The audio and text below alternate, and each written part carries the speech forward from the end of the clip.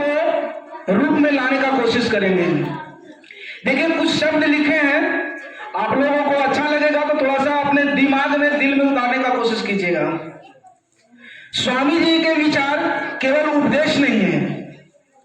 स्वामी जी का जो विचार है सिर्फ उपदेश नहीं कि आए हम भाषण दे लिए और ये खत्म हो गया, बल्कि जीवन को मार्ग और रोशन करने वाले दीपक हैं। उनका मुंह से निकला हुआ एक एक शब्द, एक एक वाणी हमारे जीवन, विश्वास, साहस, समाज और राष्ट्र के प्रति हमारी सोच की नई दिशा देती है। स्वामी जी की जो भी आप कहानी पढ़िएगा, कहीं से भी उनका किताब को उठा करके देखिएगा, है ना, उनकी शिक्षा में आत्मविश्वास को बात किया जाता है। ये आत्मविश्वास क्या है?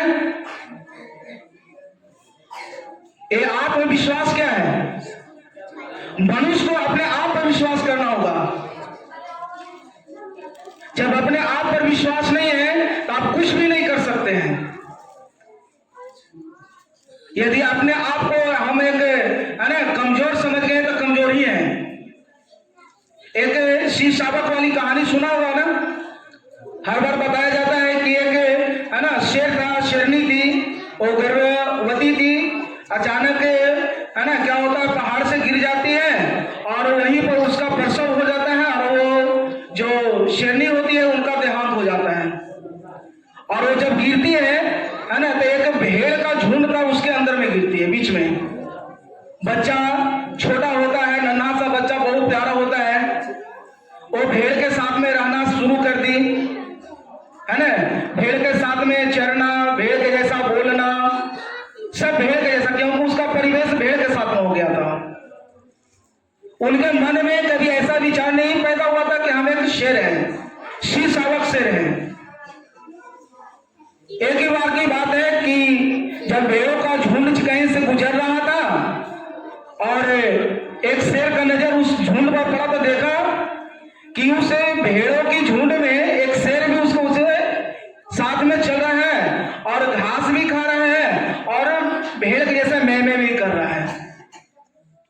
अब उसे शेर को, है ना, पता नहीं था कि हम शीश शावक शेर हैं। अब उसको उसके अंदर की आत्मशक्ति को बताने के लिए शेर ने क्या किया, उसको पकड़ने का कोशिश किया। जब शेर चाह कि अगले शेर को जो झुंड में था ना उसको जाकर के पकड़े और उसको बताएं कि तुम भेड़ नहीं क्या हो, शेर हो। मगर जैसे ही भेड़ लोग शेर को देखा ना तो उसको देख करके सारे भेड़ भागना शुरू कर दिया था। भेड़ भाग रहा तो उसके साथ में जो पलाया हुआ शेर था वो भी साथ में भाग रहा है। उसको बोला रुको रुको, तुम मत भागो। बोला नहीं, सब कोई भाग रहा है तो हम भी भागेंगे। किसी तरह से उसको पकड़ा। पकड़ने के बाद बताया कि देखो तुम भेड़ नहीं हो, तुम शेर हो। तो बोला नहीं, मैं तो भेड़ हूं, है ना, मैं करता हूं, मैं घास खाता हूं। तो उस चीज को दिखाने के लिए, उसकी आत्मविश्वास को बढ़ाने के लिए उसको पकड़ करके एक तालाब के किनारे ले जाता है। अब बोलता है कि देखो तुम्हारा चेहरा और मेरा चेहरा एक जैसा है ना, तुम भेड़ के जैसे मैं में नहीं, तुम दहाड़ सकते हो। उसने दहाड़ा और बोला कि तुम भी इस तरह से कोशिश करो, तुम भी दहाड़ पाओगे। तो स्वामी जी ऐसे ही थे। उनके अंदर जितने भी युवा, जितना भी उनका निकला हुआ शब्द, है ना, लोगों को आत्मविश्वास बनाने का, आत्मनिर्भर बनाने की बात की गई है। हम लोगों को किसी का नकल करने की जरूरत नहीं है। और क्या बताया गया है, बिना सोचे समझे किसी चीज को अपनाने की आवश्यकता नहीं है। सबसे पहले फर्क है, अभी विवेक की बात की गई थी कि बुद्धि और विवेक में फर्क होता है। बुद्धि और विवेक में फर्क होता है। बुद्धि का मतलब ज्ञान को पा लेना, है ना, मगर ये जो विवेक है ये क्या करता है, श्रेय और प्रेय का अंतर को छांटता है कि क्या सही है और क्या गलत है। स्वामी विवेकानंद युवाओं को राष्ट्र का रीढ़ मानते थे। अभी बोला जाता है कि भारत की अर्थव्यवस्था का जो रीढ़ है वो कृषि है, ठीक है। यदि भारत में कृषि होना बंद हो जाए तो भारत की जो अर्थव्यवस्था है वो पूरा का पूरा खत्म हो जाएगा।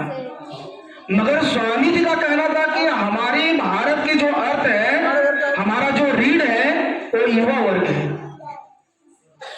इसलिए उनको युवाओं से बहुत ज्यादा लगाव था।